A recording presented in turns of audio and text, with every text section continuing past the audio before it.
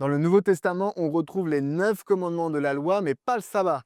C'est bien la preuve que les apôtres n'ont pas enseigné aux premiers chrétiens à garder le sabbat. Aïe, aïe, aïe, aïe, aïe, aïe, mais qu'est-ce qu'on va faire?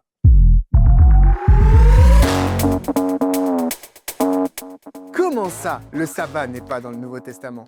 On retrouve 53 fois le mot sabbat dans le Nouveau Testament. Faut arrêter de dire des bêtises. Pour info, hein, le mensonge c'est 35 fois, les idoles c'est 29 fois, l'adultère 27 fois aussi pour la convoitise et une dizaine de fois pour le vol. Bien sûr qu'il y a le sabbat dans le Nouveau Testament, et même plus que les autres commandements. Alors tu vas me dire qu'il n'y a pas écrit «tu dois respecter le sabbat». Eh bien non, c'est écrit dans Exode 20 et Deutéronome 5, et des centaines de fois dans toute la Bible. Ça te suffit pas?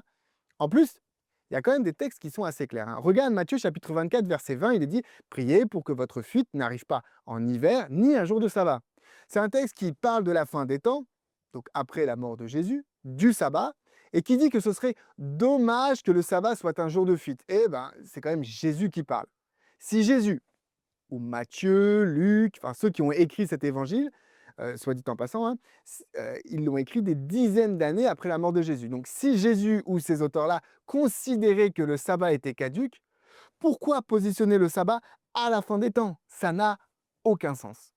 Dans Actes, chapitre 15, verset 21, il est dit « Car depuis bien des générations, Moïse a dans chaque ville des gens qui le prêchent, puisqu'on le lit tous les jours de sabbat dans les synagogues. » Ce texte se trouve dans le contexte de la dispute entre Paul et les judaïsants au sujet de la circoncision. C'est Jacques qui parle et il dit, en gros, d'aller le sabbat à la synagogue pour écouter la loi. Dans Actes chapitre 16, verset 13, on lit « Le jour du sabbat, nous nous rendîmes hors de la porte vers une rivière où nous pensions que se trouvait un lieu de prière.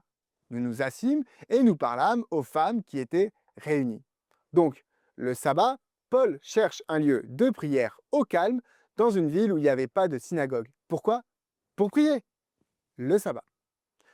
Non seulement, il y a bien le sabbat dans le Nouveau Testament, mais il y a des textes comme Matthieu 24 qui placent le sabbat à la fin des temps, et donc pas du tout supprimé après la mort de Jésus. Et on retrouve Paul et les autres se reposer ce jour-là et aller à la synagogue.